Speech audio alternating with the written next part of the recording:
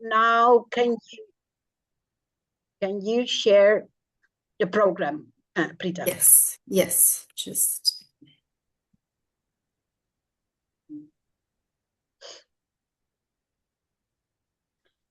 So this is a quick overview about the program.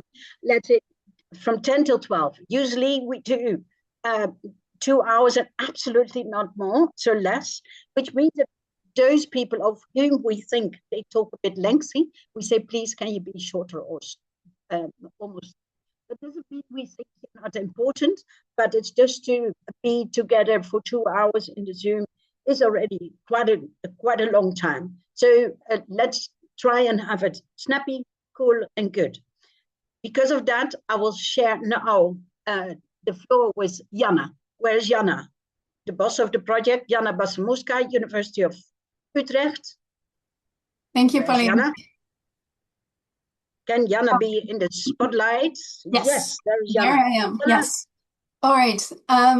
Good morning, everyone, or good afternoon, wherever, if you're not based in the same time zone. My name is Jana Besamuska. I'm a researcher at Utrecht University, and I've been working on a project that is linked to this conference called the Bartime Project, and it's been kindly funded or co-funded by the European Commission's Social Dialogue grant program.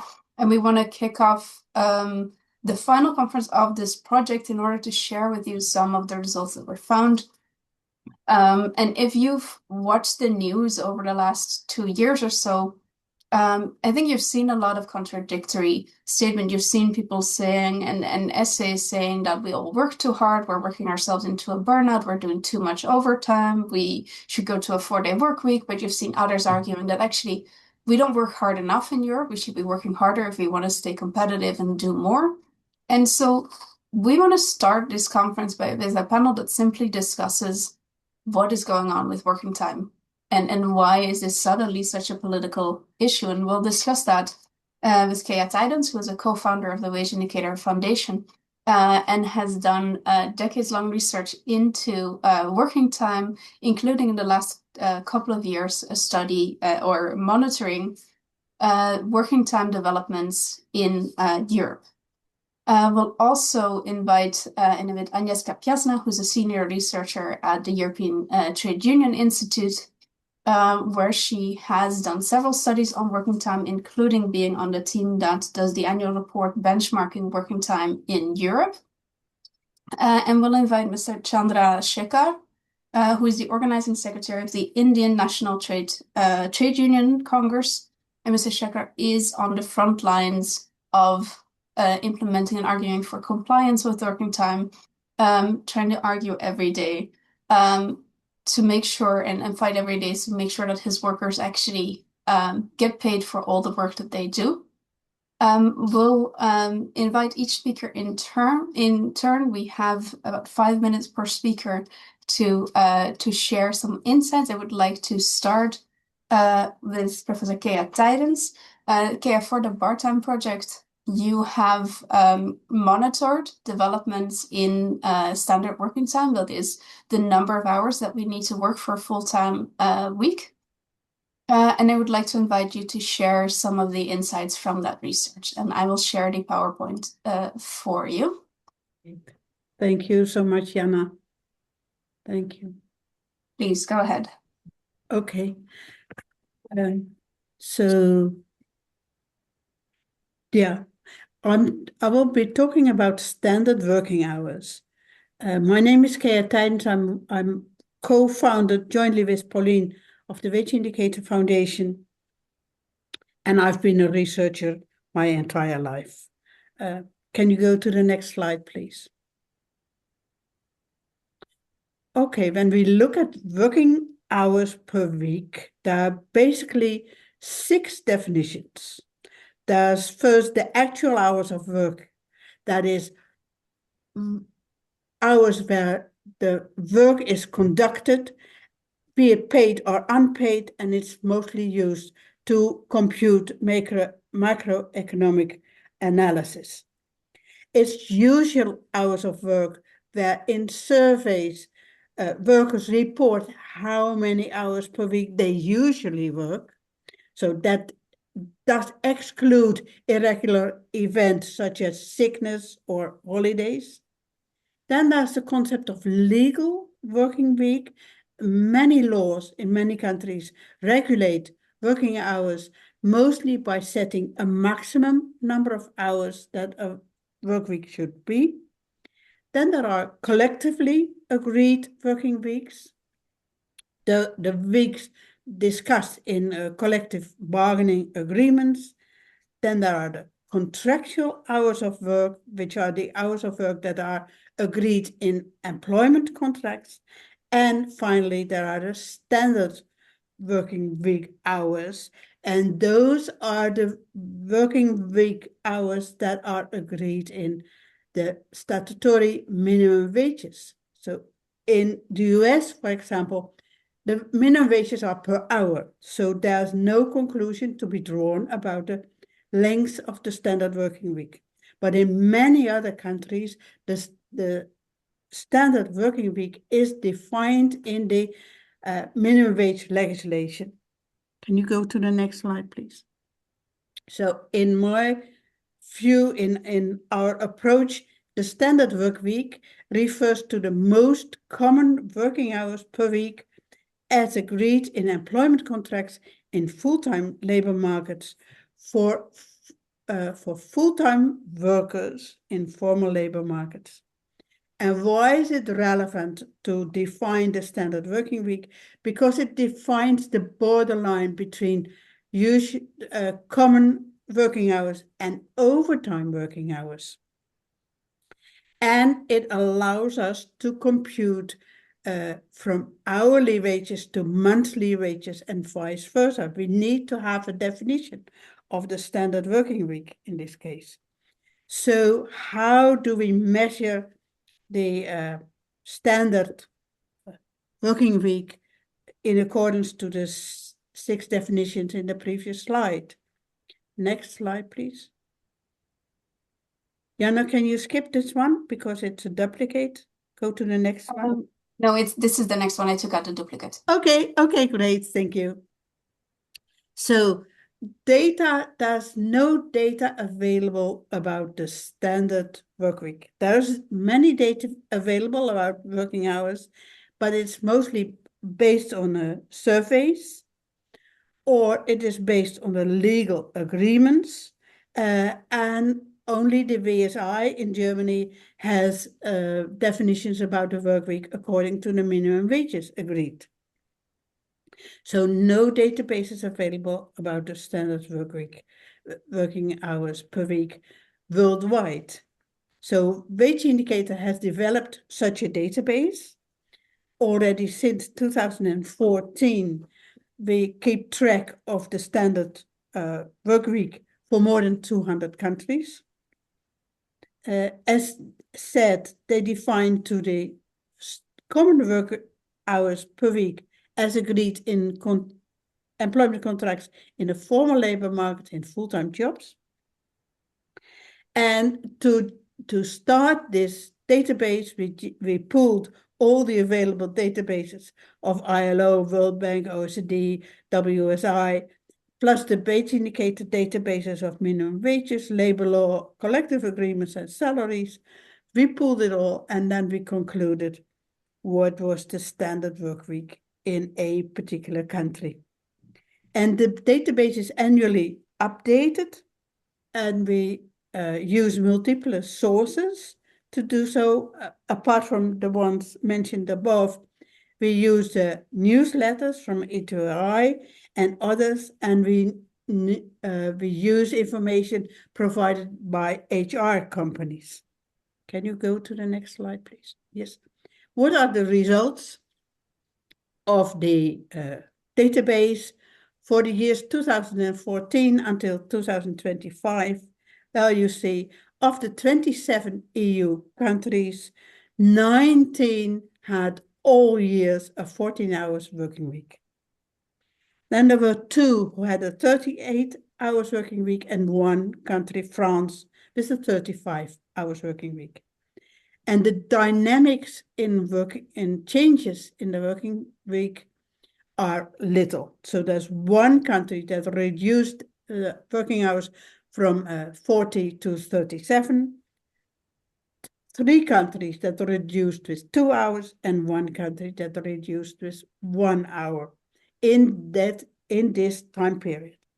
And when you look at the associated EU countries, you see basically the same pattern. 9 out of the 10 associated 10 countries have 40 hours all years long. So the trend is not downwards or upward whatsoever. And there's one country, Turkey, that had 45 hours during the whole entire period. So it shows that even though there's a lot of talking about changes in working hours and so, the pattern is very stable over time. Okay, this was my presentation. Thank you for your attention. Comments are invited. Please feel free to send me an email. Thank you very much, Kea. Thank you for showing that to us and to giving a clear picture of that. If you have questions for Kea, please already put them in the chat. We will go to all of the 3 speakers and then take as many questions as we can in the time allocated to us. In the meantime, Agnieszka, looking at these figures that we just saw, we saw a lot of continuity, but also a number of interesting changes, mainly time reduction in a number of countries.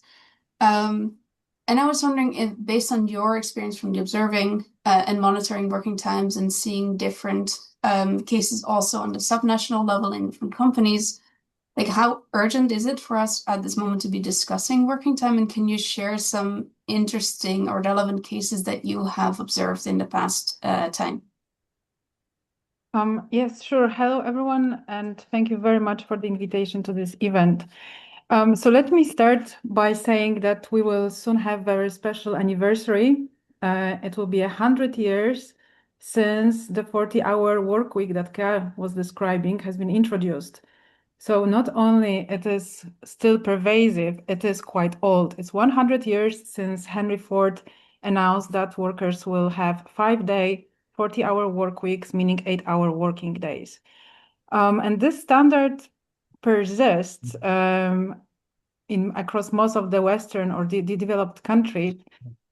And the question that we should pose ourselves is, do we need a new standard, given that we have seen profound changes in so many other areas of the economy, of employment? And just to highlight some of them, of course, we had massive technological change, digitalization, which is essentially a labor-saving technology with increases in productivity. The economies changed a lot, from the industrial production to the service economy, with very different operating hours, very different needs of organizing work.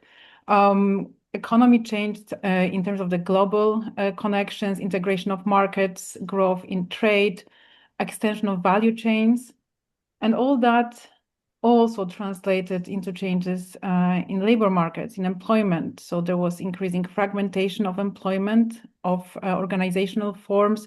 New forms of work emerged, completely new segments of the economy, such as the platform or digital labor markets.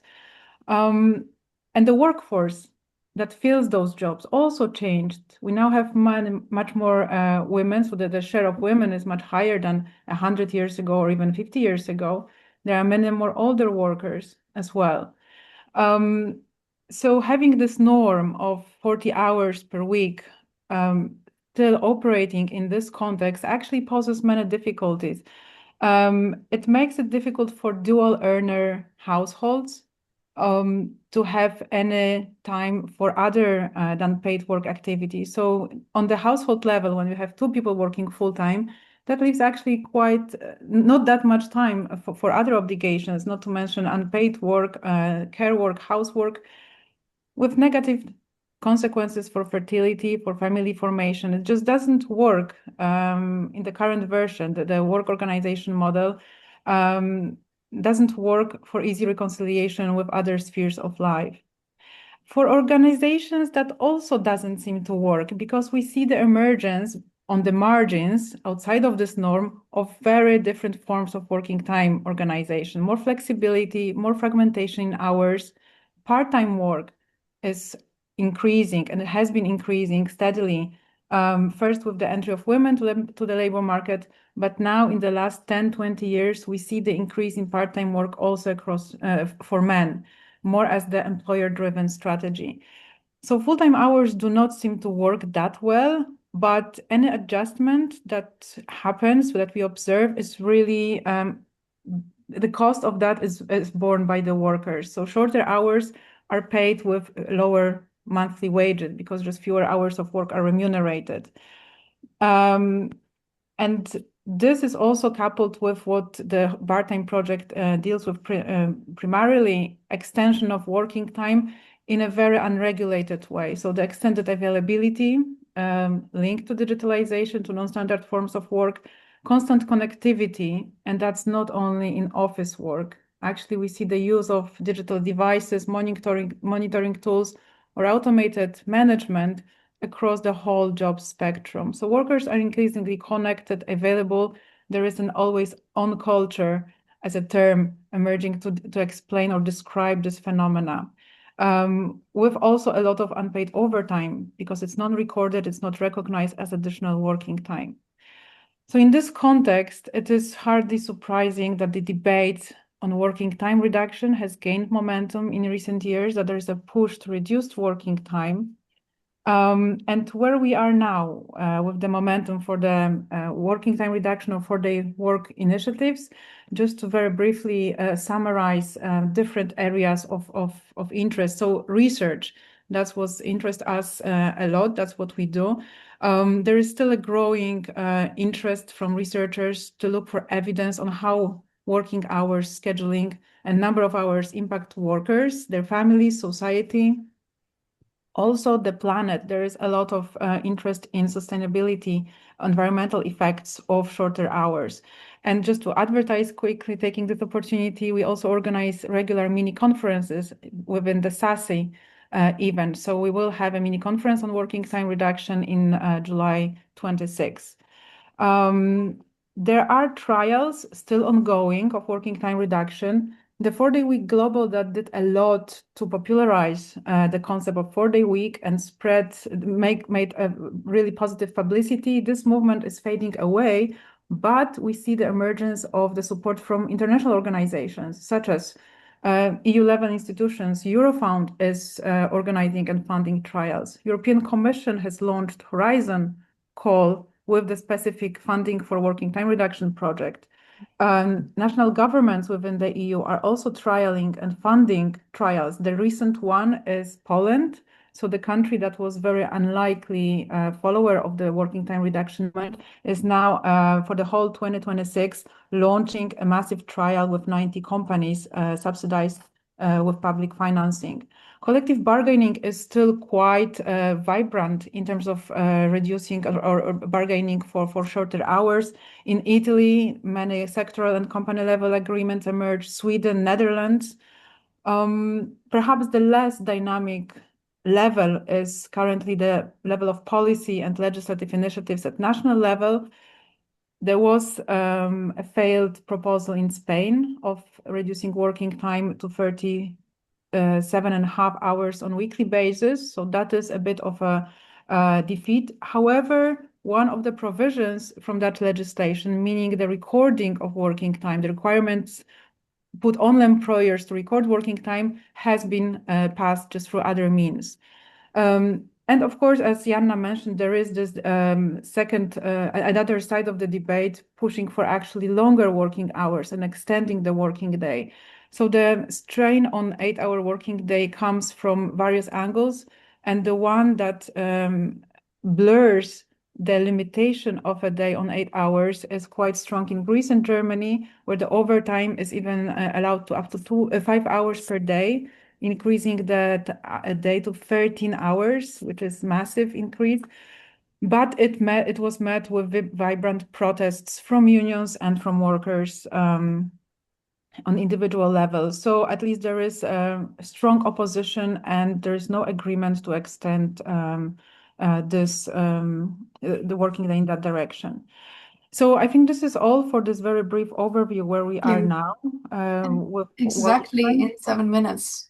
Thank you. That's really very well timed. Thank you so much for doing and thank you for sharing. And I think the main point that I take away from that also is that you're basically saying, okay, so we agreed on the 40 hours or the 36 hours or 38, whatever we agreed on, but that was for a standard 9 to 5 kind of job. But if you want us to work weekends and evenings and platforms and always be reachable, then we want to renegotiate how much hours we want to work in total, and that should maybe be a little bit less. And I'm really wondering what everybody else thinks about that. So if you have ideas about that or experiences with that, please put them in the chat so we can engage with that after our next speaker as well. Thank you very much, Agnieszka.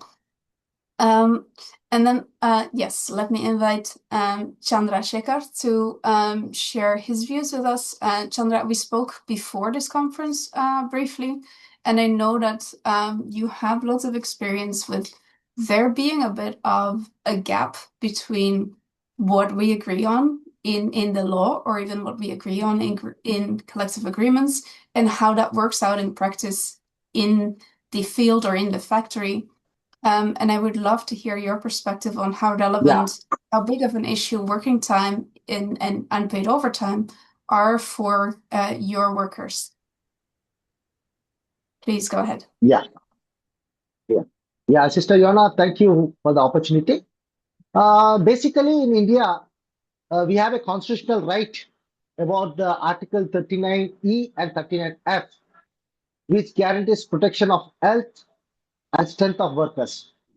And even in the Article 42 and 23 also, it guarantees the working time. And more importantly, we have a Factories Act, which was being introduced in the year 1948, which guarantees you 8 hours work or 9 hours work in a day and extendable up to 48 hours in a week. But wherever the unions are there, wherever the trade union is there in the industry, there this is guaranteed.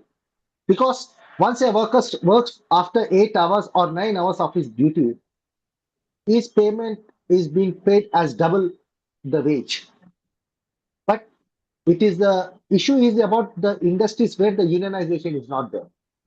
Because in India, the unionization is only around 5 to 8% of the industries, 5 to 8% of the working force. So the remaining 92% of the workers are being left around. So it is because we have a convention 144 in the inspection of factories inspection. It doesn't happen in India because the government of India has come with a new legislation, a new law where it states that the inspection cannot happen. If the inspection has to happen, it has to be notified to the employer and then only the inspection will happen. So these are the issues which are there. But ultimately, even 3 days back, I think on 20th November, the government of India has come up with a new labor codes.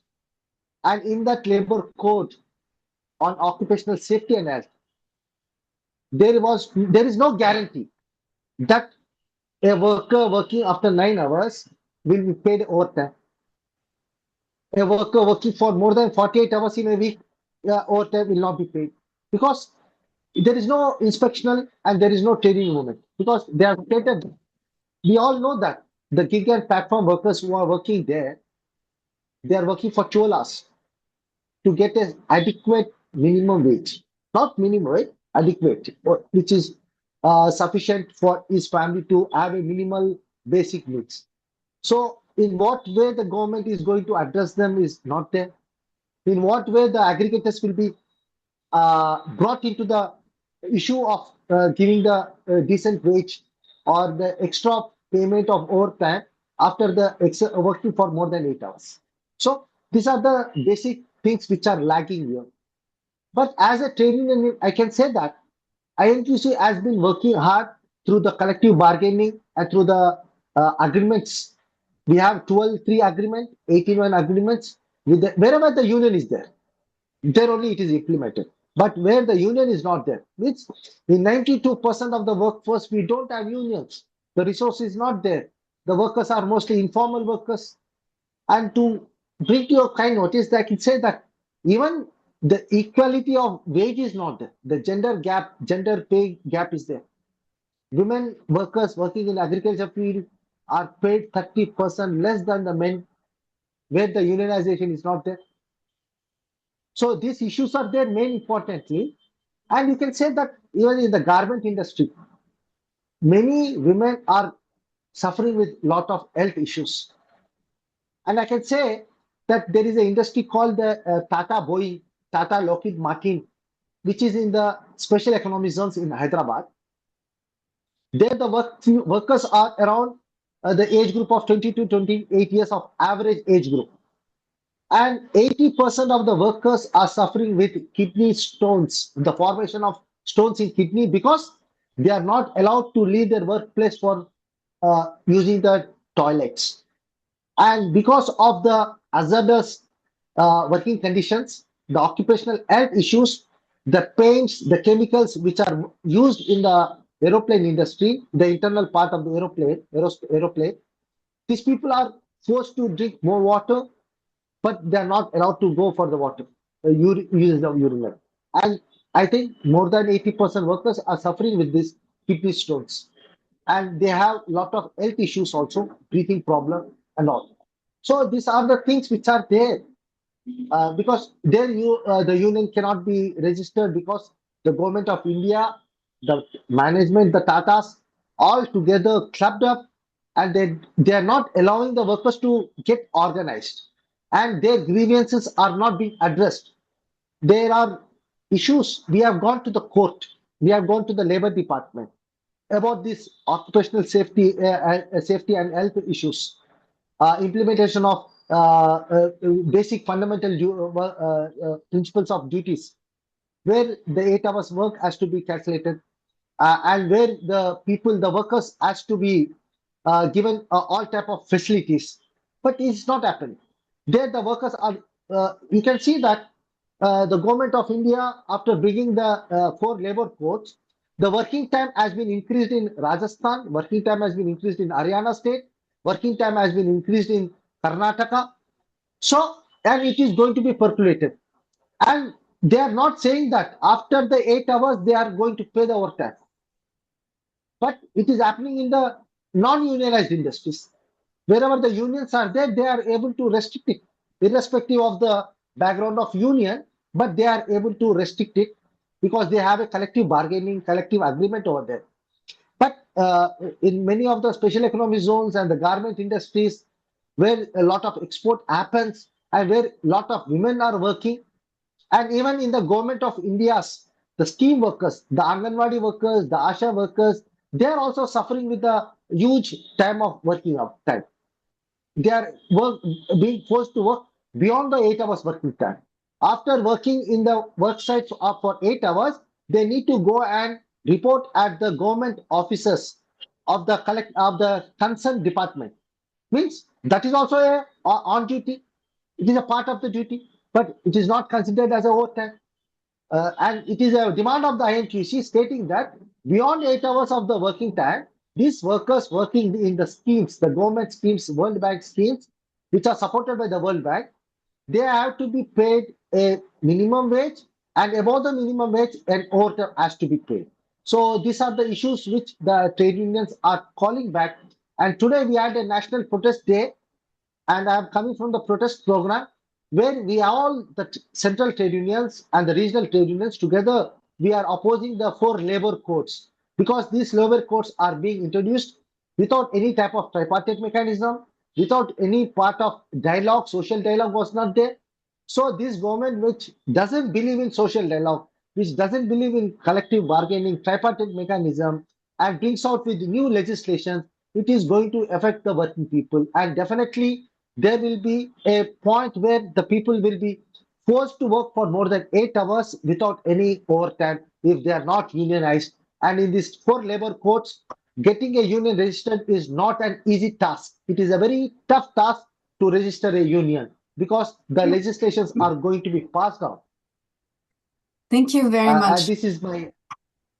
Thank you so much for pointing out all those issues. I am also particularly happy to hear you point out that there's more than working time than the standard working time. I think Agnieszka already pointed to a number of issues surrounding that, but things like the right to have breaks within your working time, and the direct health effects of not having those kind of breaks, I think point us to a very important issue, as well as the point you're making about getting a dialogue going about working time, and that this is not a unilateral issue for anybody to decide, but something that is collectively bargained. So thank you very much for sharing that. I am wondering if there's any questions for the panelists at this point, because we have maybe 5 minutes or so to address any questions that you have. I don't currently see any questions in the chat. So I'll go ahead and answer and ask the first question. And I think one of the things that comes across in all of or many of the topics that you put is the relationship between working time and health, right? And that being a primary concern of work being something that might be very, very heavy work to do if it's done at night, or if it's heavy labor, or if you can't do breaks, things like that. So my question is, like, what is the main reason that working time at the moment has become such a big political issue? Is this about health? Is this about low wages? Why are we looking at working time now? What for each speaker, what is the main reason that we should care about working time for you? So let's phrase it like that. And can I start with you, Agnieszka? Like, what is the number one reason that we should all care about working time?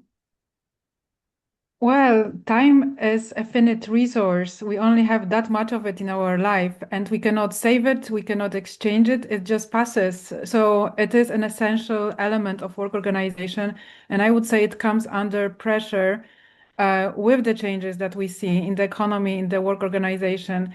It changes, but not in the way that it's conducive to worker well-being or health or more decent working conditions. So I think that raises the controversy and the need to act to make sure that the changes are indeed working for people who do provide labor, and not just for the companies or the organizations.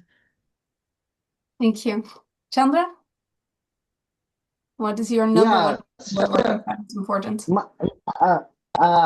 I being a worker working in the paper industry, I know that the efforts what you put for 8 hours, and beyond 8 hours working, your body gets weakened. So you need some good proteins, good calories of food to be eaten, and for that you need extra money.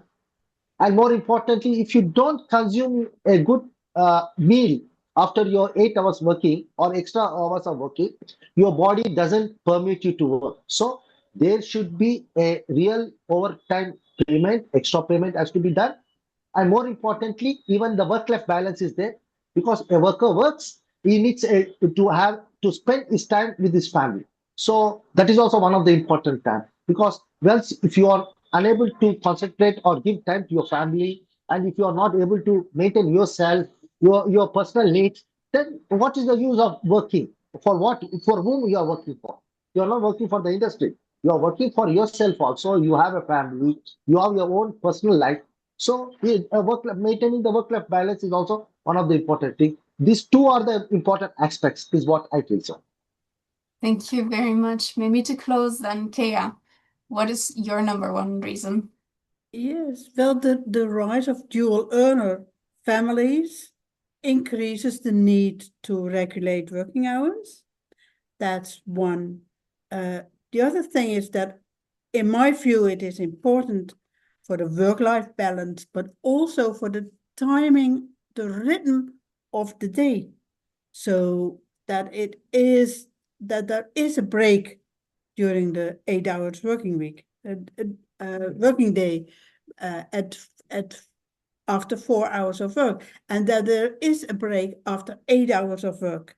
That fits the human time schedule. So therefore we need to have regulated working hours. Thank you. Thank you very much, Kea. And I see in the meantime, from our conference chair, Pauline, there is one question that is, for those of us who know Pauline, not a very unexpected question, but I think a very relevant question. And I see the question in the chat. Jana, is there a link between living wages and working time? What do you think? And I think I'll use that as the opportunity to also say what is my most important reason that we should all care about working time. And that's the reason that also really prompted the project that we've been working on for the last 2 years. And that is to me, if we negotiate or collectively bargain on wages, on decent wages, on living wages, on adequate wages, whichever label you want to put to that, that is one part of the deal. But an integral part of that deal is how much you need to do for those full-time wages.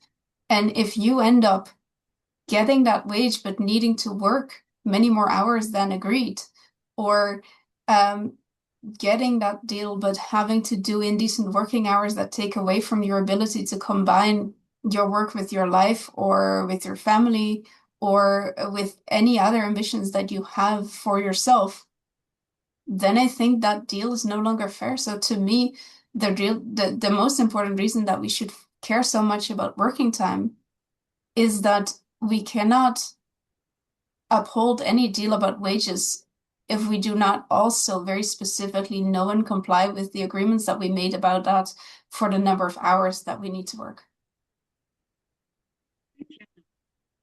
I think do you want to have one extra question? Otherwise, I would go to the next topic and showing our super working time tool. What do you think, Jan?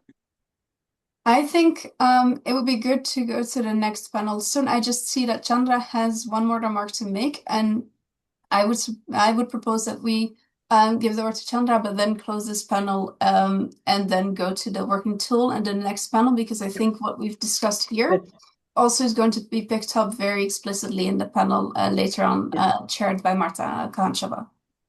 Okay, Chandra, 1 minute. Go ahead. Yeah, sister, thank you. Here in India, you may be aware that the IT industries, the IT workers who are working, they are being given an appointment letter stating that they will work for more than 10 hours in a day and 5 days in a week or 6 days in a week, or maybe even on the working, after their working hours also, they should join the calls, the working calls of the management on top making decisions or whatever the decisions it may be. Even after the 10 hours work, after reaching their homes, they are forced to be onto the call, attend the Zoom meeting. So it is one type of a forced labor, and we oppose it. And because of improper inspection of factories, it happens continuously. It happens because the government of India doesn't have that mechanism to inspect the IT industries, because they come into the factories, working people, but they have been kept under the shops and establishments. The department itself is quite different. So these are one of the important issues what I would like to clarify. Thanks a lot. Looks like 24/7 for many people, huh? Thanks, Jana. Very, very nice panel. Very interesting. So I would like now to give the floor to Daniela Tekon, our director data from WageIndicator. She will show our working time tool. The working time tool is now a European tool. After the conference, we also make it global, and then you will see what working time is doing, whether it's in the law, whether it's in collective agreements, whether it's more or less not organized. Dani, you have the floor. Good luck. Thank you, Pauline. Thanks, Jana. Valeria, if you can share the presentation, please. Thank you.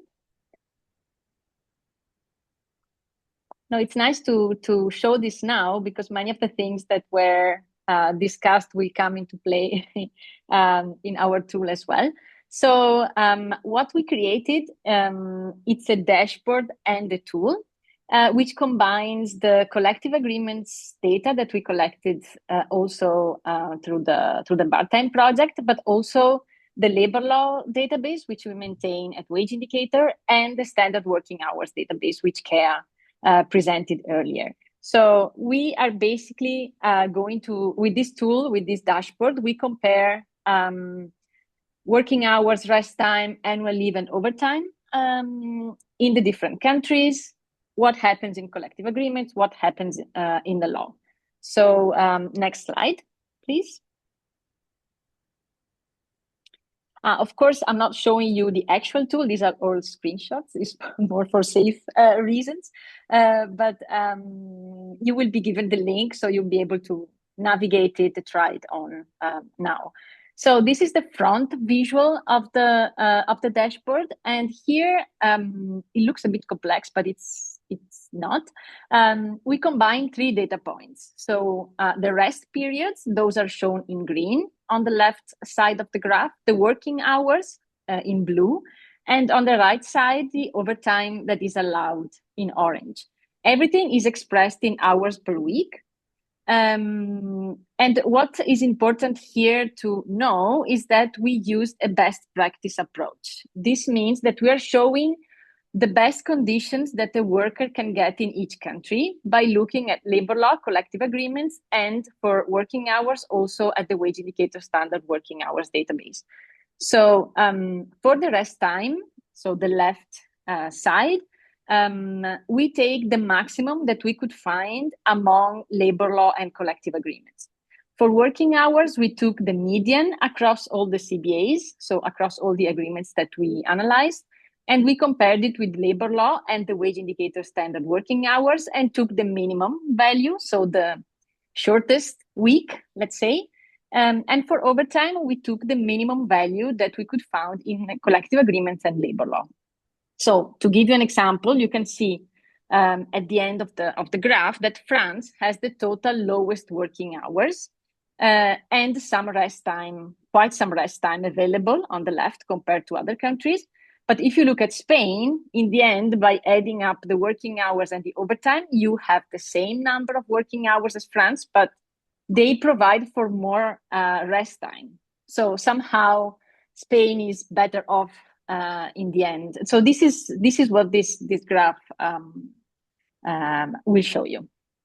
So yeah, maybe Vale, you can also share the link of the tool, or I can also do in the chat, then people can have a look in the meantime. Next slide, please. So the tool then has different sections. I'm now not showing you everything that we have in there, but just a few of the graphs. So for example, this one is showing the annual leave in different countries. So it's a cross-country comparison. What you see is number of days per year that are given. And we compare here the collective agreements and the labor law. So on the left-hand side, you see the yellow dots. Those are the lowest provisions that we could find in collective agreements. And the orange dots on the right are the highest provisions. So between the yellow and orange is what collective agreements provide. The blue is what the labor law provides. So what you can see is that in almost all the countries, maybe except Finland, the agreements actually improve the law by giving more days. There are, of course, agreements that provide for less days. And well, this is maybe a disclaimer for all these graphs, is that in some cases, it can happen that the agreements were signed before the law was improved. This is one. And another thing that may also happen is that the agreements apply to specific contract types. For example, people who work less days or less hours. So of course, in proportion, they will have less number of leave days, for example. So let's say that in the end is the law that applies. So this is more to give you an idea of really the raw data that we could find in the agreements when doing the analysis. Next slide, please. Okay, now we get back to working hours. So this is showing things in the same way as in the previous graph. So yellow, minimum in CBAs, orange, maximum. But now, you know, you have to invert to change the perspective, because the yellow is kind of better because it's less working hours, and the orange is worse because it's more working hours. And the blue is still the labor law, but you see now there is also a green option. And this is the standard working hour. So this is the database that we maintain at Wage Indicator that Kea just presented. So again, maybe to just reiterate what Kea said, we felt the need for this database because we at WageIndicator would work with minimum wages and living wages, and working hours are crucial part when you work on these type of data sets. And what we observed is that the law is often providing for the maximum number of working hours, but we needed something to tell us how much people actually work. So even when we provide living wage data to companies, we tell them, okay, this living wage is for these many hours of work. And these are usually the standard working hours that we maintain. So whatever wage is given for hours above those is considered as overtime wage and cannot be used for calculating a living wage gap, for example. So you understand how important this number is. Yeah, that's it, I think, for this one. You can maybe move to the next one. Yeah, so this does the same thing. This is showing overtime. Okay, I'm not taking too much time here, but it's basically the same type of data. We use the labor law and compare it with minimum and maximum in collective agreements. Next one. The tool also offers a few additional graphs. Here we look more in detail about how overtime and holiday work is compensated. So we check how the compensation is given, if in more days or more wage, etc. And the percentage in case it's a wage allowance, how much that is. But you can find all this and check in the tool. Next slide. Yeah, I'm quite keen on this part because this is what makes our dashboard a tool. So here the user can basically check their own situation against collective agreements, labor law, and standard working hours in their country. So here I've created a tiny example based on, like assuming that I'm based on Italy, which is the case, by the way. And so I entered, for example, that I work 40 hours per week, that I work 5 days per week, that every day I have 30 minutes break, that I get 20 days of leave, just random things, and that I'm allowed to work 10 overtime hours per week. Okay, next slide. So the tool now tells you where you position yourself in comparison with these other data points. So collective agreements, standard working hours, labor law. So the purple dot is your, like what you entered in the tool. And for example, for the working hours, the face is a bit not super happy because you were just at the same level as the law and as the standard working hours, but you could have a better situation because there are collective agreements that are giving less working hours, for example. Or for the working days, the face is happier because I work, what did I say, 5 days per week, but the law says maximum 6, and there are agreements with 7, so I'm kind of in a good situation. And the tool provides this type of evaluation for all the topics that we saw. So next slide. Yeah, you see, for example, for the rest time, like half an hour per day, I think I put, the face is quite sad because, some collective agreements provide actually much more. And in general, all the collective agreements that we analyzed in Italy actually provide at least 1 hour break per day. So yeah, not nice. Annual leave, and next slide. So you see for all the topics over time as well, you get this type of evaluation. And as Pauline said, the idea is, of course, to include more countries because our collective agreements database is really a global database. So we have the data to include almost all the countries in the world. And yeah, we'll do that. That's all. And this is the link to the tool that we published online. Thank you. I hope I managed to be within time. Thanks, Danny. I think you did brilliant. And I think you need an applause together with the tool, because this is, it's amazing. Although it's only Europe at the moment, but very soon it's global. And it gives in, lets in one tool all what you want to know about working time, which is great. I think even you can test yourself. So thanks a million for all the work you did and for the nice presentation. Thank you. Perfectly in time. And try the tool and give your feedback.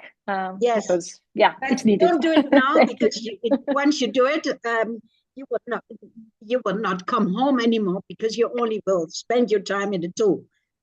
So that will be your time the rest of the day to work in the working time tool. To do that later, because at this moment we still have a couple of great panels and presenters. We have Ferran, and where is Marta? Can we also have Marta in I'm here. the spotlight?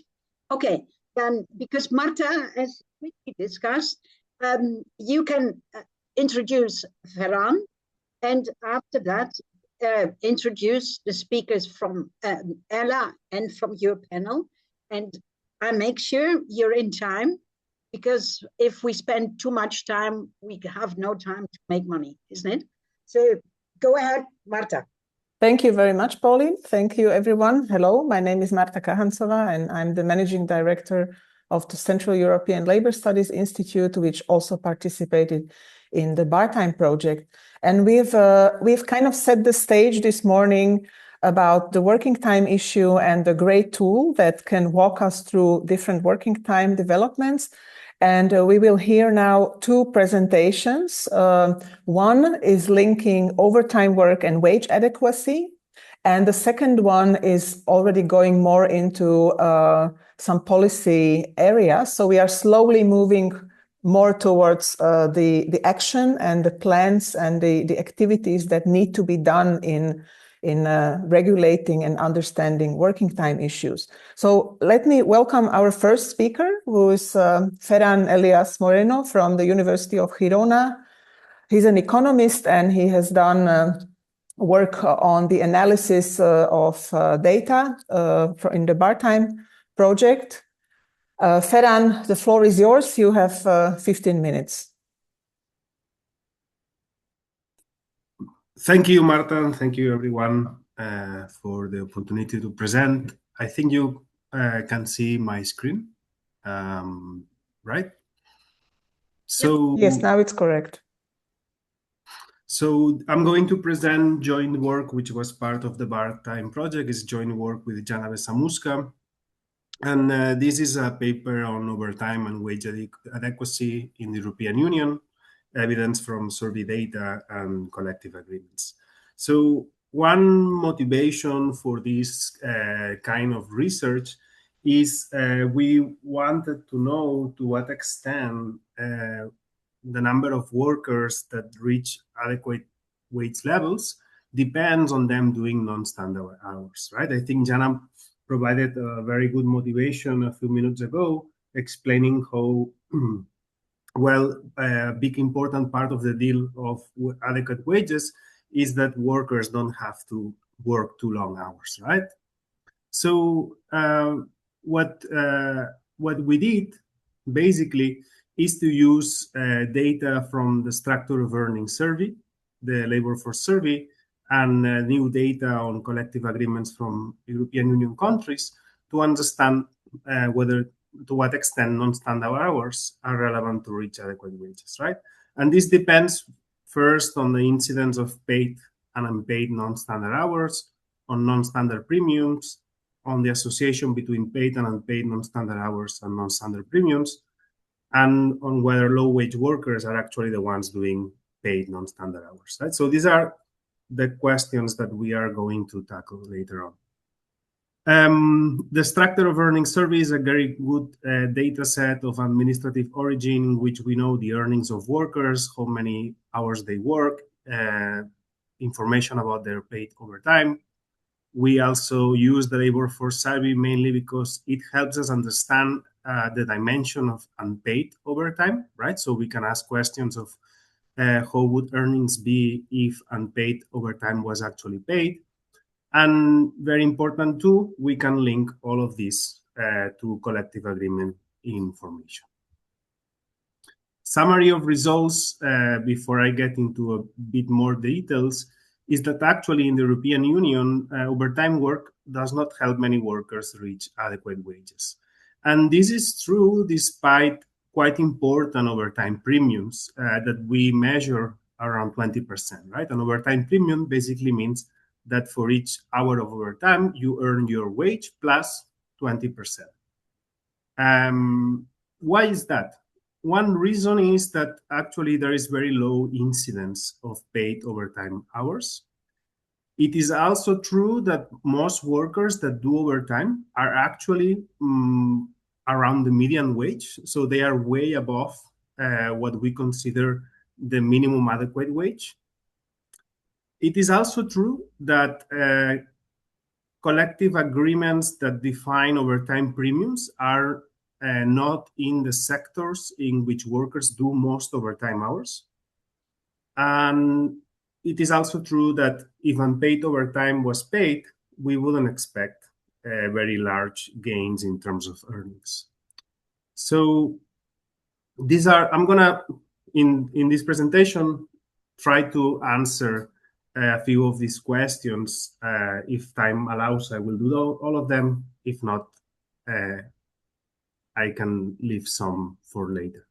So the first question is to know if overtime helps workers get adequate wages, right? And the idea that we follow here for the analysis is that in the structure of earnings survey, we can know how much is on a standard hour pay, so one that happens between, for example, 9 to 5 work, and also the hour pay of overtime. Basically, what we do is that we calculate the wage, assuming that overtime pay would have been paid equal to a standard hour. And then we can calculate the differential. We can say, well, how much additional money did you earn thanks to the overtime premium? And that's the figure. So we see basically on the x-axis, you have the percentage of additional earnings from overtime, and the y-axis is the density, the percentage of workers, how much their earnings increase. And you can see that it's very centered around zero, meaning that for most workers, they are not gaining additional earnings, right? So on average, what we see is that the increase on average is 2.4% in earnings due to overtime. And workers with a substantial increase in earnings are actually very few. Only 3% of workers doing overtime see earnings increases above 10%.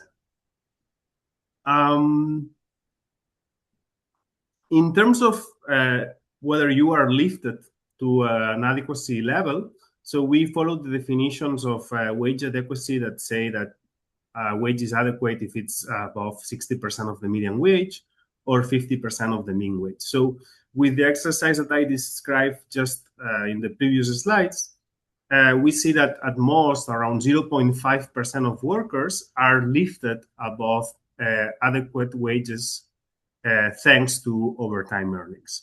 If we do the same calculation for those who are lifted above the median wage or the mean wage, we see actually much higher increases. Around 2% of workers that do overtime are lifted above these higher wage levels.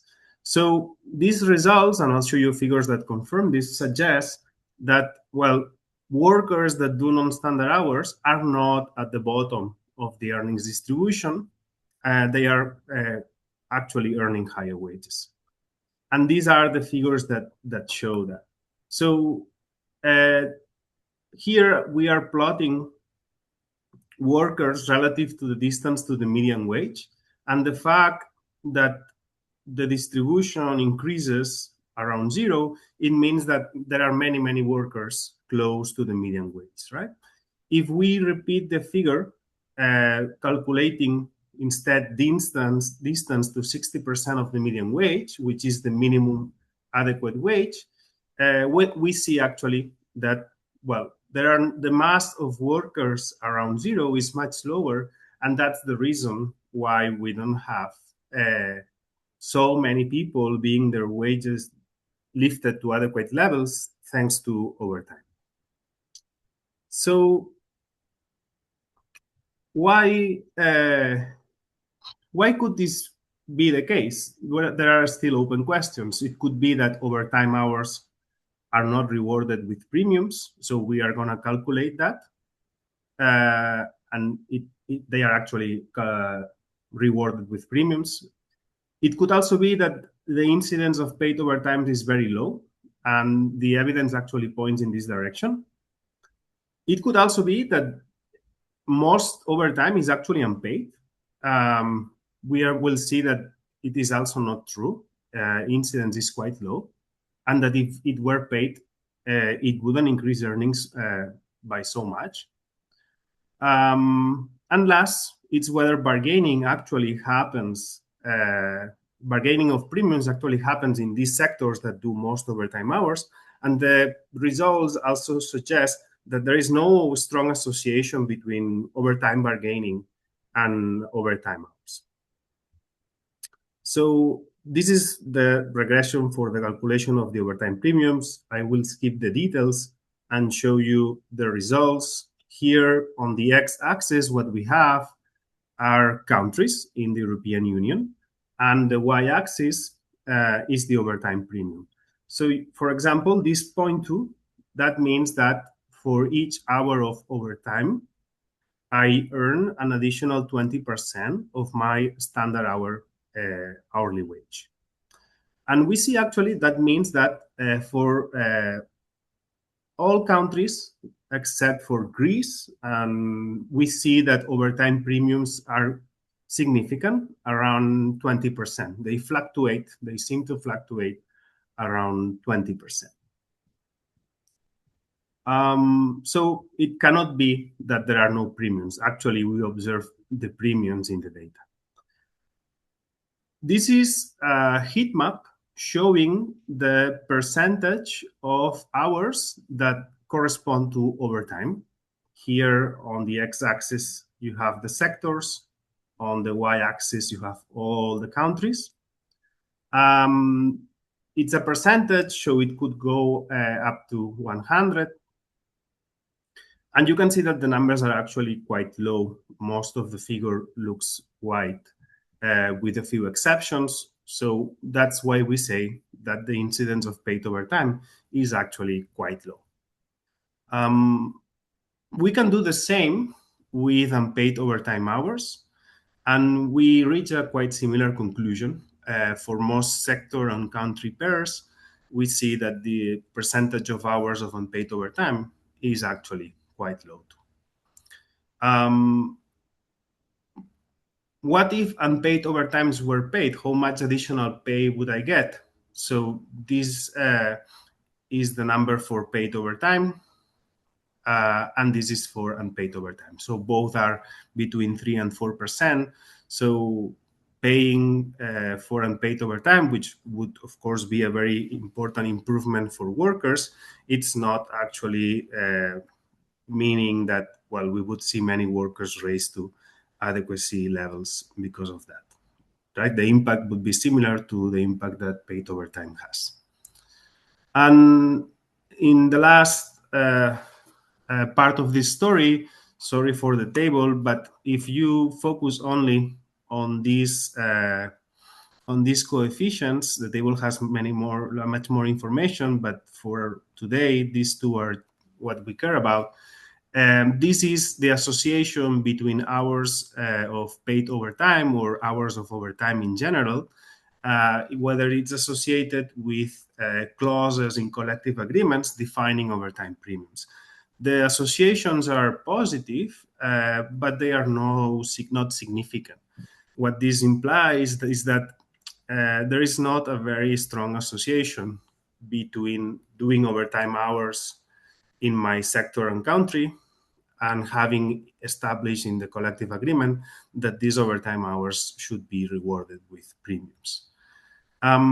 So conclusions, overtime hours aren't very relevant to raise wages to adequacy level. This is true despite overtime premiums being around 20%. Why? Well, first, there is low incidence of paid and unpaid overtime hours. Workers doing overtime are around the median, so they are not really around the adequacy level. They are higher wage workers. And finally, there is no strong positive association between overtime hours and overtime in collective agreements. Marta, that's the summary of the research we have done with Jana, and we have some time left for questions. Perfect, Ferran, perfectly on time. Thank you very much.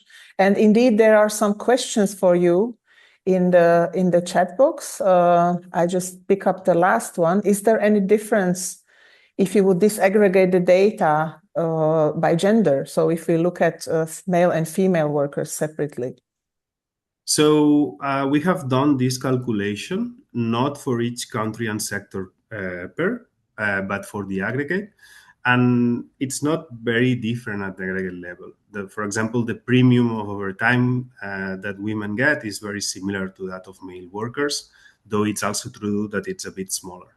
But it's not a very large difference. Thank you very much. There is also a question for Dani in the chat box. And since we do have 3 minutes, I would invite Dani to answer that question already. So somebody says, yeah, what if there is no CBA?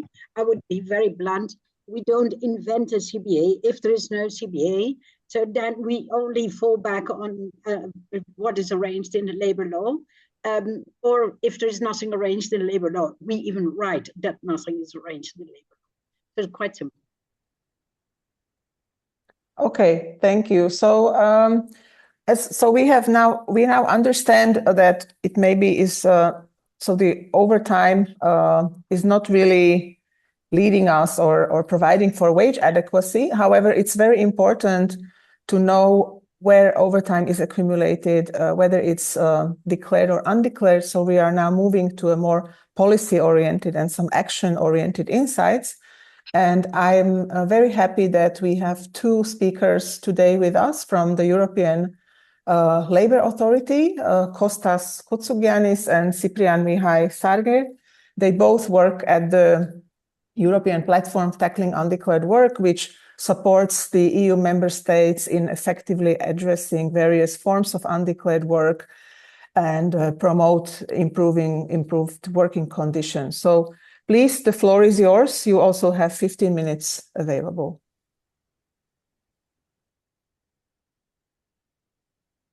Thank you. I hope that you all can hear me.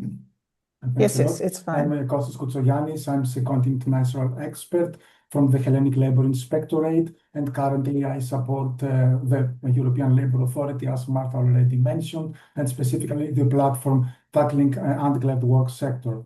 For those of you that you are not aware of the European Labour Authority, one of the main objectives is to ensure fair labour mobility and working conditions, including the support of the stakeholders in the tackling of undeclared work in Europe.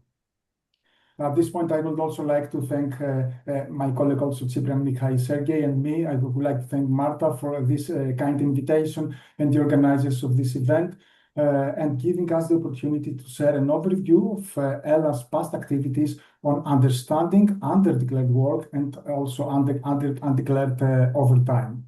For the next 15 minutes, we will refer to the outcomes of 2 past events organized by the platform, which explored diverse ways of tackling undeclared work, including overtime.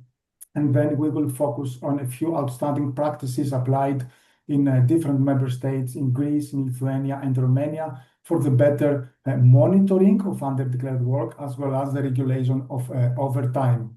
We can move on to the next slide. Yes, thanks a lot. And I think it's really important to try to answer the question why employers and employees engage in undeclared work and overtime. And this will help to provide solutions to this existing problem of non-declaration of working hours. And we can move. Yes, thanks a lot. There was a report published in 2018 from the platform on the tackling of underdeclared employment in the European Union, available at ELA website, which indicated that both employers and employees weigh the benefits in terms of money that they save against the costs and the probability of employers, for instance, to be detected and the penalties that are involved. We can move on to another element that goes hand in hand, another driver for engagement with underdeclared working hours is the fact that employers, for instance, quite often do not accept the formal institutions, the rules, the regulations. This is due to the lack of trust. This is, let's say, the social approach. And probably because they believe that the state is corrupted or it does not provide the public goods that should be provided given the paid contributions. And we can move on. The problem is even more complicated if one looks at other drivers as well. We need also to mention that for overtime work, we need both employers and employees to agree on this, let's say, activity, this practice. I will change my hat. I use the hat I had as an inspector. Back many years ago, there was an inspection in a heavy metal industry. There was a lethal accident. The worker was working overtime. And during the inspection, it was revealed by the employer that the problem was that they couldn't find skilled personnel workers to operate heavy machinery. And for them, it was a solution to have the workers that they were working in this company, in this factory, in order to cover this extra production, a load of production. What was even more surprising was the fact that employees also mentioned that due to the fact that they were paid double their salary, double the working hours, they preferred also to work overtime despite the dangers that were described also previously by our Indian speaker. And we can move on now. The result is actually envelope wages, take-home pays, and money under the table, which is not declared. In this report, there was also a reference in different types of those that are engaged in non-declaration of working hours and also in envelope wages, which is useful for policymakers when they want to target these groups in order to tackle this phenomenon of non-declaration of working hours. We can move on to the next slide.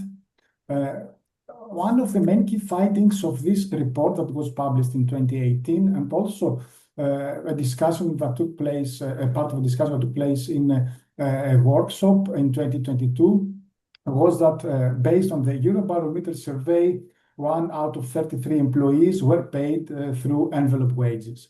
And what is interesting to mention is that 42% were receiving envelope wages to cover additional compensation for overtime and extra work, while 29% of these envelope wages was covering also regular work and overtime and extra work. We can move on to the conclusion that this creates a link between envelope wages and overtime work and extra work or bonus payments. Let's move on to the next slide. Another finding was that was also discussed during this workshop was that we need different measures in order to tackle the problem of non-declaration. And we are talking about sticks and carrots here. We talk about deterrence and prevention. And when we speak about deterrence, one can think that indeed a better risk assessment based on open data sources can lead to higher inspection success rates, can improve the detection efficiency. Sanctions also should be looked through a perspective of a holistic approach where another mix of measures is also involved in order to have better results. And it seems that cooperation between authorities now needs to be enhanced in national and cross-border levels, since if one considers that risk assessment systems now need more data in order to detect infractions. And if we move to prevention, indeed, media campaigns can inform the public, general public, about the dangers of overtime work that are the dangers of occupational hazards that are linked with overtime work. Also, digital solutions, applications, as the tool that was demonstrated earlier today, could be solutions to simplify compliance actually and boost the preventative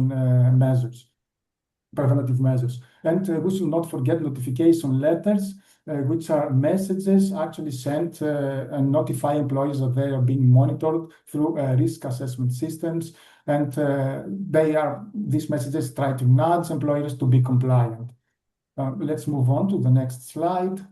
And now we will move to the first example, which comes from Greece. There was a study visit in Greece in 2023, where participants was organized by the platform, and participants had the opportunity to gain a deeper understanding of the procedures that are used in Greece related to the digital card system, the digital inspection reports, and also the interoperability of relevant databases.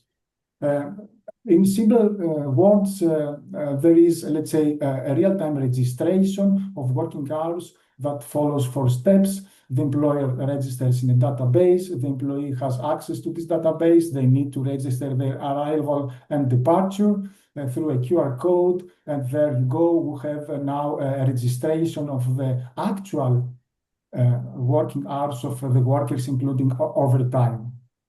We can move on to the next slide. This sounds as a quite useful solution, as it has a lot of benefits. We can move to the objectives. Actually, this was built in order to ensure that employers' rights are measured, employees' working hours are measured, and they can claim for their rights if it is about overtime work, for instance. This was a helpful tool to tackle tax evasion and ensure that the payments, the social contributions were paid. To put it simple, companies implement an electronic system for measuring working hours in real time, and it is registered in a unified base. And this results to a more precise tracking of employees' actual working hours. We can move on to the next slide. And another example that comes from, we will move now from the south to the north, comes from Lithuania. There in Lithuania, there is a data mining process used to obtain data on business entities, which is then analyzed as a part of risk assessment system. And the objective is to identify the companies that are high in risk of potential violations for occupational and health and safety issues, violations, and also prone to underdeclared work that might be occurring. And the main activity, we can move on to the main activity, is that there was based on this risk assessment, there was a classification of companies into companies that were classified as red zone, high-risk companies, and this meant that these companies should be inspected, and there were inspections performed, conducted, while the yellow zone was a group of companies with medium risk. These companies could also be inspected, but the priority was for the companies on the red zone. And last, the green zone would be companies that do not need probably to be inspected in the first place, but of course they could receive notifications for digital inspections. This actually is a good way to use in a more wiser in one more wise manner the capacity of enforcement authorities in order to better target those companies that probably signify that there is, let's say, a more prevalent breach of working hours, non-declaration of working hours, and overtime. So I stop here and pass the floor to my colleague Cyprian to continue with the next example from Eastern Europe, from Romania. Hello everyone, my name is Cyprian Mihai Sârghe. I have been working as a secondary national expert with sector tackling undeclared work within ELA for the past 9 months. Before joining ELA, I worked as a deputy chief inspector for labor relations with the Territorial Labor Inspectorate in Romania. I would like to thank from my side to the organizer for the invitation to participate in this event and take this opportunity to present you the recently launched platform in Romania that provide access to data on ongoing or concluded employment contracts for all relevant stakeholders, such as national authorities, employers, and employees. Actually, this platform is a tool that can be used when the need for action occurs, either from the employee or the employer side. Over time may be used as an example here, and helps employees and employers make well-informed decisions for either individual or... Los procesos nacionales y regionales están incluidos porque no veo el drop en el do file. Sorry? Drop en el do file de ciertos valores. Lo que sí que están representados una vez, si es un sector nacional. Vale. I can hear Yes, the there's somebody else. interpretation. Can we mute them, please? Valeria, Yes, muted. Yes. Done. Okay. Can you hear me now?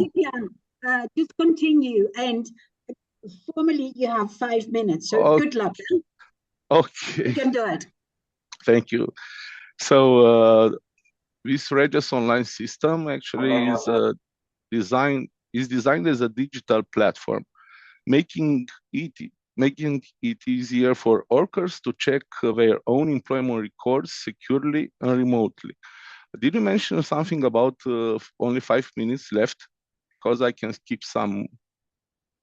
Yes.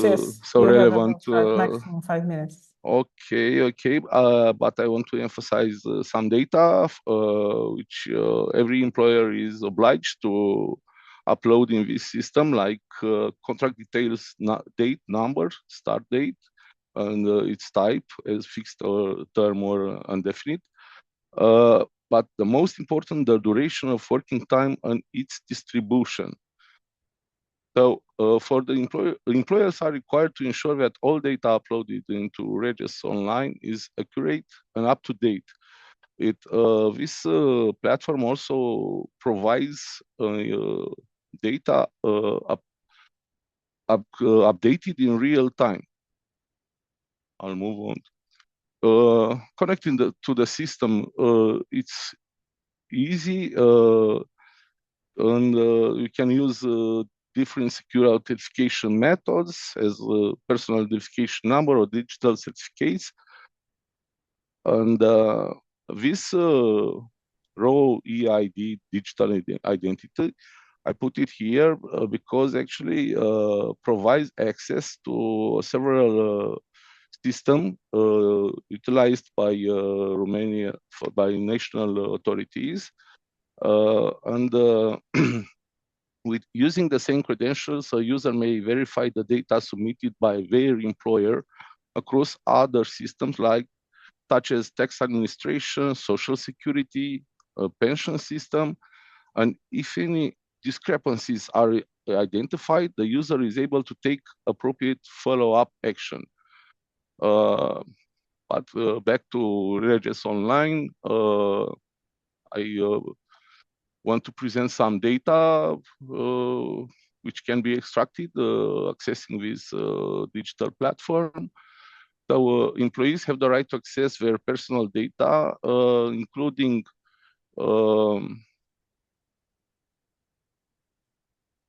a centralized extract includes all employment contracts from each employer since first enrollment, an individual contract, but the most important, the worker may request that an employer adjust any incorrect data, and also can view notification response, the employer response to a previous notification from the employee.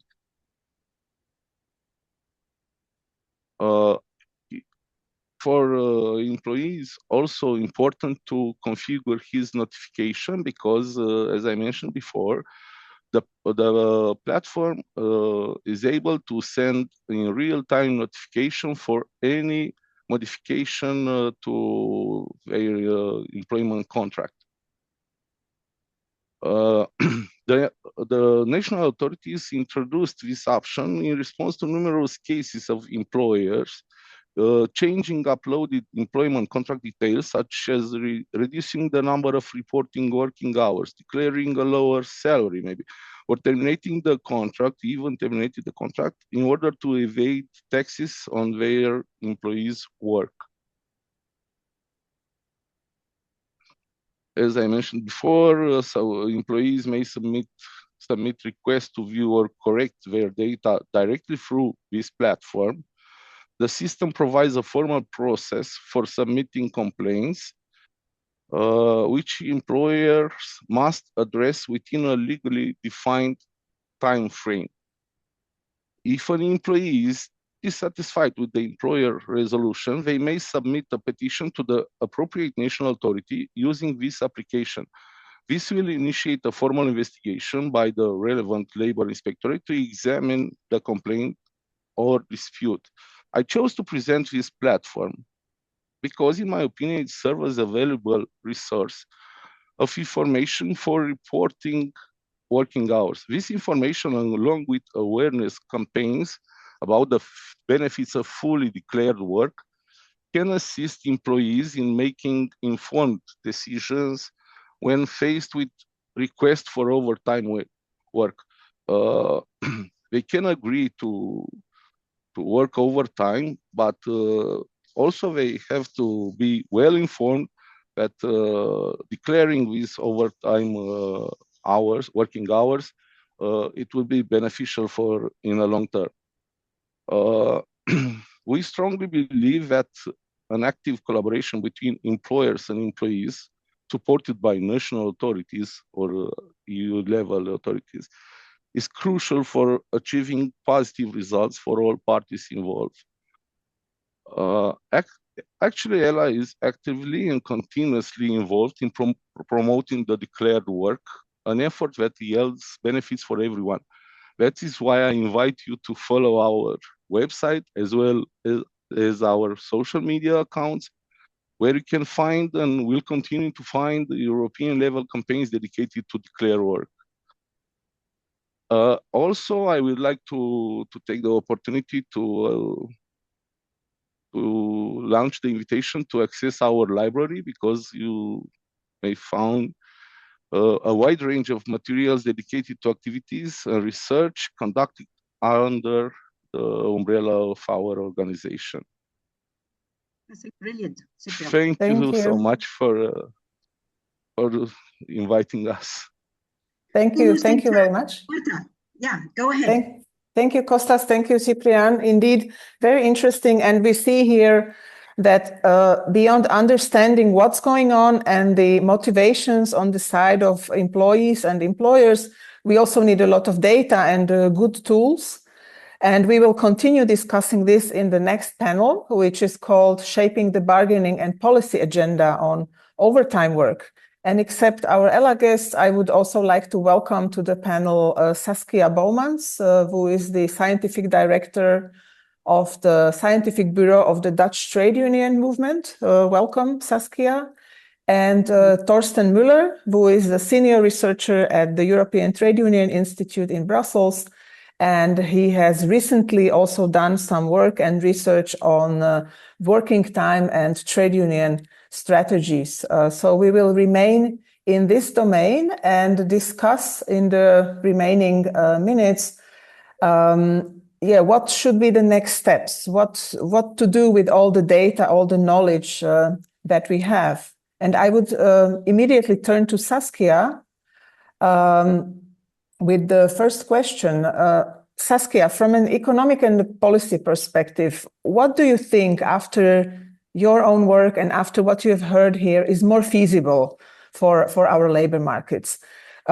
should the policy efforts look more at eliminating working times, as we see it doesn't add much to adequate wages, or should we accept it as a structural feature and try to regulate it, try to make sure that it's fully reported and compensated?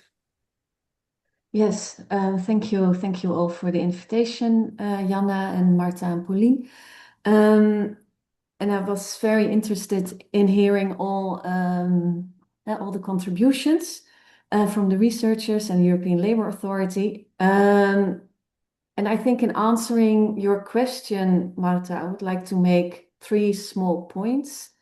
The first is that Dutch trade unions, they argue that overtime should be limited and exceptional, and that irregular demands in production or understaffing are risks inherent to entrepreneurship, while illnesses, accidents, malfunctions are different, but should be rare. So the policy of Dutch trade unions is that if overtime is needed, the employer has to pay for it, which is not, which of course is a compensation for the worker, but more a penalty or a negative incentive, so to say, for employers. While this is policy, it's not reality in all collective agreements. A second point I would like to make, what is more and more reality in Dutch collective agreements, is that the standard working hours that was discussed by some of you before are being redefined now in many collective agreements. So thanks to the lengthening of the standard workday and the work week and the work year, the notion of overtime in reality disappears, or in reality, not in reality, on paper, it disappears. And so while in many collective agreements, and Dutch collective agreements, the standard workday used to be 8 hours, for instance, and now it's 8 hours within a 12-hour time frame. And so there's an undefined number of hours within a 12-hour time frame, or there's an annual work bank of 1,800 hours. So that means that a workday can start at 7 in the morning, but also at 8 or at 9 or 10 in the morning, depending on the needs of production. And also sometimes it might be in consultation with the needs of workers. But it often means that irregularities in the production process, the working hours of workers can be rescheduled. And instead of paying for the once standard work day plus overtime, there's no extra overtime now. So that's actually a double gain. And Dutch trade unions now try to grapple with that, because there's also the issue of workers who would like to have more say for their for flexible working hours. So there's tension in both realities. And the third issue I would like to mention shortly is that remote work makes the issue of working hours and especially overtime more complex. And the principle that employees are paid for the hours present at their job rather than the outputs is under pressure, which means that the concept of overtime has to be redefined. So I think if we look at these 3 realities, that I would argue that working time management now, what a lot of employers are doing is an issue of labor costs. It's very important to understand it not only as an issue of working time and managing private work and work life, and that a narrow view of overtime regulation is insufficient to solve the issues of too much work and free work at the moment. And that I think that improved regulation of internal flexibility and remote work is needed as well. And I think in the meantime, if we go back to the exact question, should we focus on eliminating overtime or fully compensating it? I don't think we have to choose. And I don't think a lot of unions actually choose, and that we can work towards both. Thank you very much. Indeed, you've pointed at a very important, I would say, quest for flexibility, which also Agnieszka mentioned, and that needs to be picked up in the regulation and in the overview of working time and overtime. I will now ask our ELA colleagues again, and others, please feel free to raise questions in the chat box as well. So Kostas and Cyprian, you have also shown different tools, how different national approaches try to record and uncover overtime, but you also show that there needs to be some balance between worker well-being and the needs of the employers and the needs of our economies. So from a European perspective, where do you see some most urgent regulatory gaps if we also acknowledge this quest for flexibility beyond the very standard working at the workplace with an employer who can report working time to authorities for us? Yes, thank you, Marta. I think this was already mentioned by previous speakers. We need inconsistent definitions also. We need to define what is overtime. There are several definitions that are quite different across EU member states, especially regarding irregular schedules, on-call duty, telework. We have new types of work now, platform work. So all these new types of work and working hours should be regulated in order to be able to make enforcement more efficient. Otherwise, it's impossible to enforce rules if the rules do not exist and the landscape is unregulated. So this will be probably one of the primary concerns. And the other would be, as mentioned in our presentation, the measurement, the recording, the registration of these working hours, the actual working hours of the workers. This will enable enforcement authorities and all the stakeholders, policymakers, to create better policies, to tackle the real problem when we have an overview of how big it is in general. So I would say that these two elements are really important in order to overcome these obstacles of having undeclared working hours or overtime that has to do with links also with health dangers of health and occupational hazards during work. I would like to give the floor also to my colleague to continue with his views as well. I would like to add some thoughts about the second part of the question regarding how EU-level policy should develop to balance worker well-being, productivity, and the needs of employers as well. Yes, to answer your questions, we believe that European-level policy does and should continue to encourage collaboration among stakeholders in this field so that through negotiation agreements between social partners, compliance with legal standards is achieved in full alignment with both the individual interests of workers and those of employers. These objectives can be achieved through a legislative framework that enforce the use of objective, trustworthy, and accessible time recording systems for all employers, support digital solutions for tracking hours, especially in remote and platform work context. My previous speakers already mentioned. But the most important from my point of view, facilitate mutual learning and capacity building among member states, focusing on best practices for monitoring and enforcement.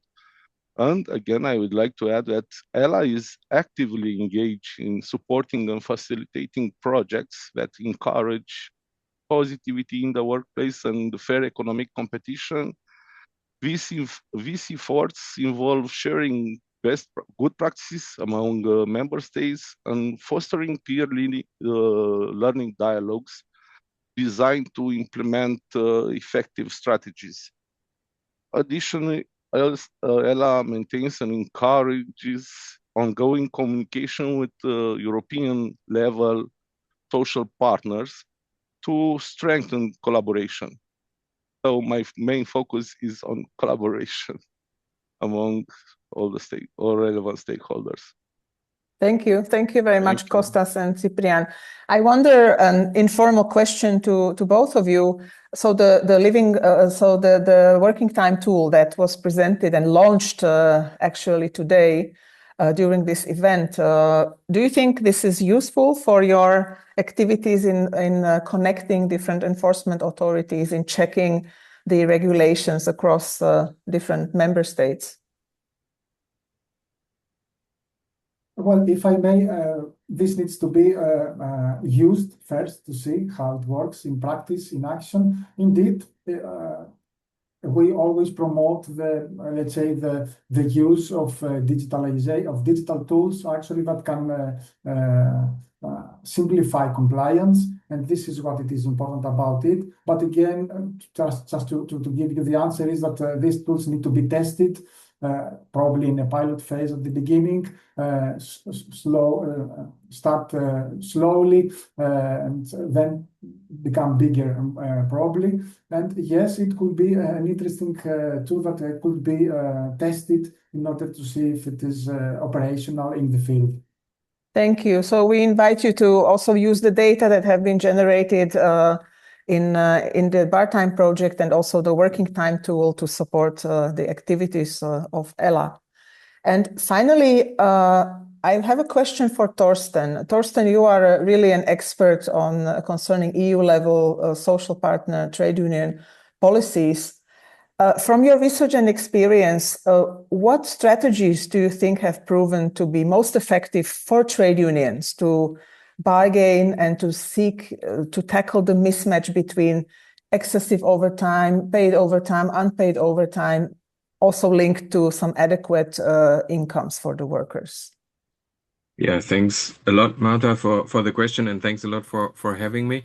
I actually concur very much with what Saskia said of the approach of Dutch unions. My experience is in this respect, in this particular issue, mainly based on what the German unions do.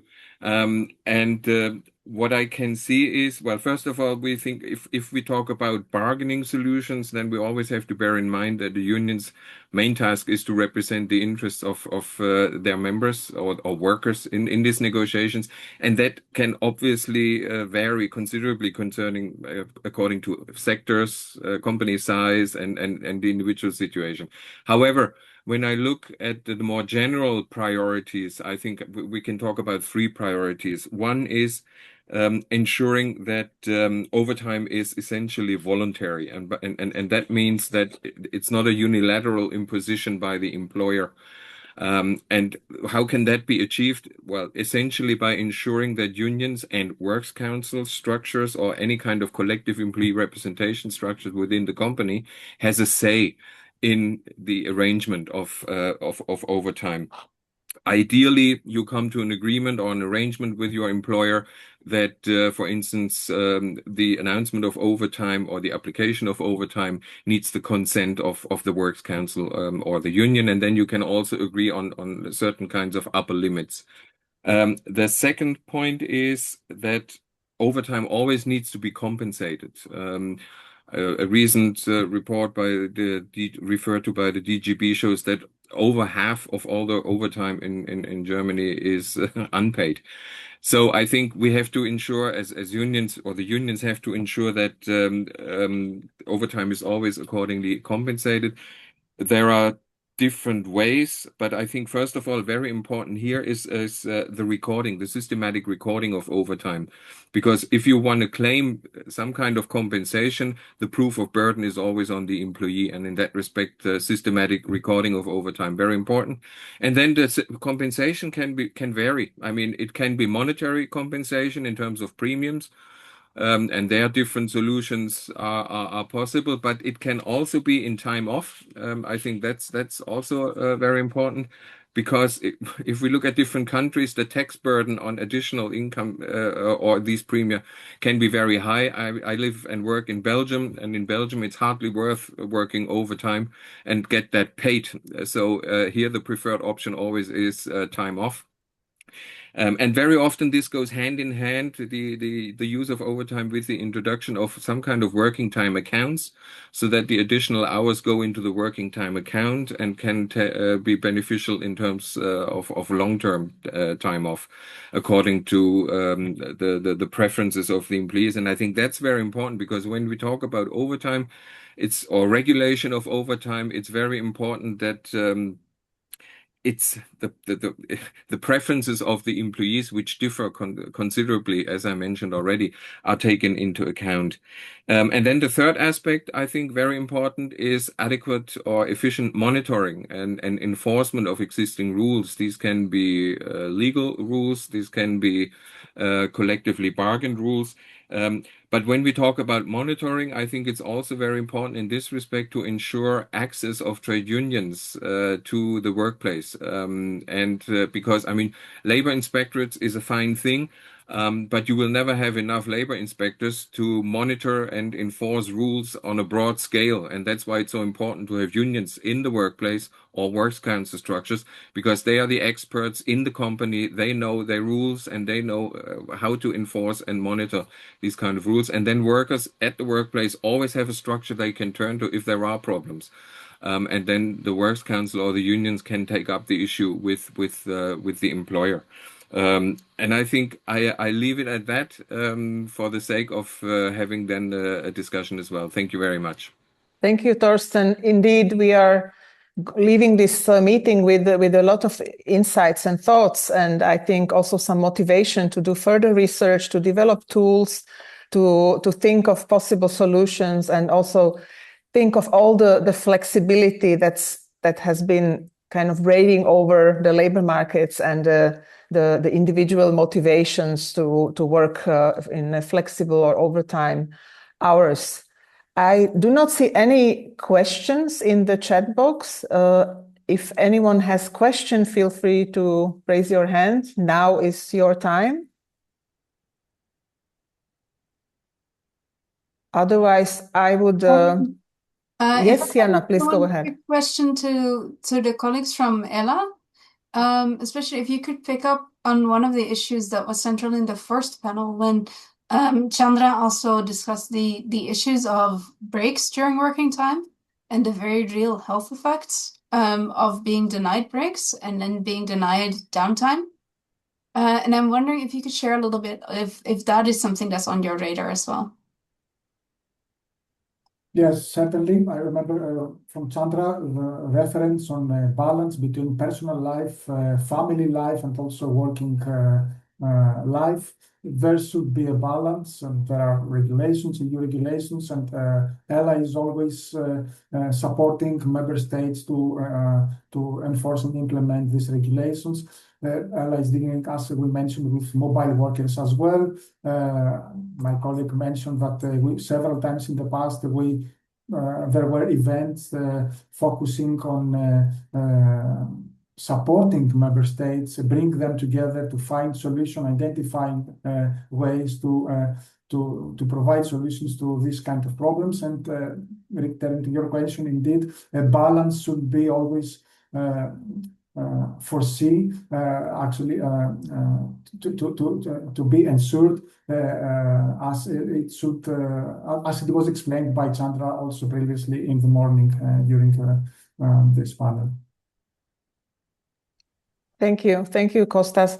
Indeed, it's very important that to check not only the total time but also whether the breaks are there and counted in. Recently, also in Slovakia, we've had several rail accidents, and this came a lot into the discussion whether the rail workers have proper breaks between long working hours. So this is also something that is a topic for inspectors. Thank you. And to close, yes. May I mention something? There is always a big discussion. Ella supported a lot campaigns on the road transport sector, where let's say the illegal activities practices of drivers working overtime was quite explicit and prevailing. And indeed, there are sectors that working hours exceed of normal working hours is prevalent, and Ella had a big campaign regarding the peculiarities of this sector, where overtime was quite prevalent. Yes, thank you. The sectoral approach is certainly also very, very important, and luckily we have good data that to reflect on the differences. I would now like to thank all the panel participants and hand over to Jana to share some closing remarks with all of us. Thank you very much, Marta, and I'd like to give a big thanks to everybody who was here today with us in the webinar, in this final conference, and a particular thanks to everybody, to all the speakers who are with us today, and to the people who made this conference possible online, especially the WageIndicator team, who've been spotlighting all of us and putting us in this position where you get this main your face so big on the screen, but anything to do with muting people, admitting people, setting up the conference. Thank you so much for doing all that work. I have to say that I come away from this with a real sense of urgency, that there is something that would really a call for us to bring working time really back to the center of the agenda, from a perspective that first of all, something that we call in industrial relations the wage effort bargaining. So the wage effort bargain. So basically the big deal we made about how much we need to do in order to get that full-time salary. And it seems to me that there are real questions about whether that bargain is something that we need to look at very closely in regard to heavy labor, dangerous labor, night work, working from home, and all kinds of things that change that bargain, but also the feasibility of doing that in a labor market that has become so flexible, with a push from employers to allocate hours flexibly, but also the wish from employees to be able to go to the dentist sometime between 9 and 5, and all other things that happen in your life that sometimes need to be accommodated within the usual working hours. So I think that is really a big question going forward.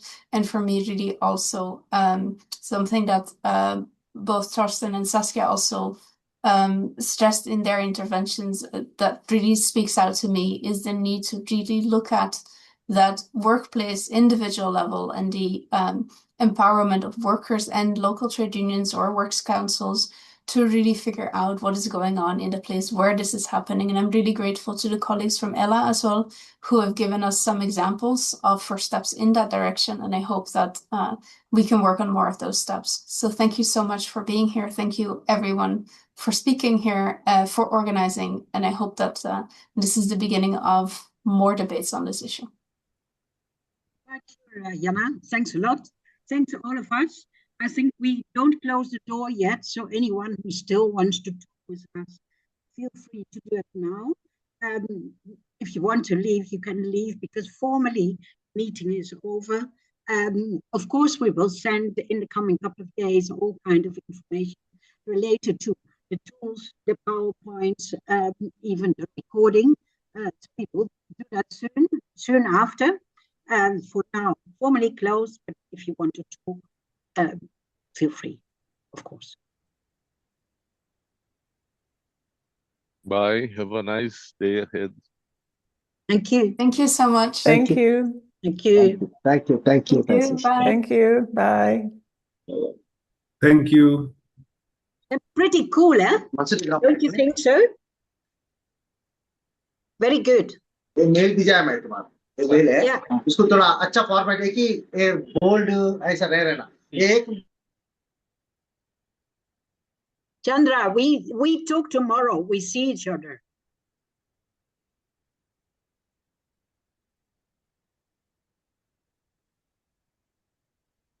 Thank you. I think he was using earphones before, and they're not in his ears now, so I don't think he heard you. Yeah, yeah. And, how many people do we still have there in the room? Still a lot or not? 9 of them. 9. Then maybe we can take the screen off and we quickly can see each other still and do a very short evaluation if needed, if we want, if we have the feeling for it. I think it was. You can stop recording, Prita. It was just good. Just nice. Yeah, just give me a second. I want to I'll just stop recording. And Irina, what do you think?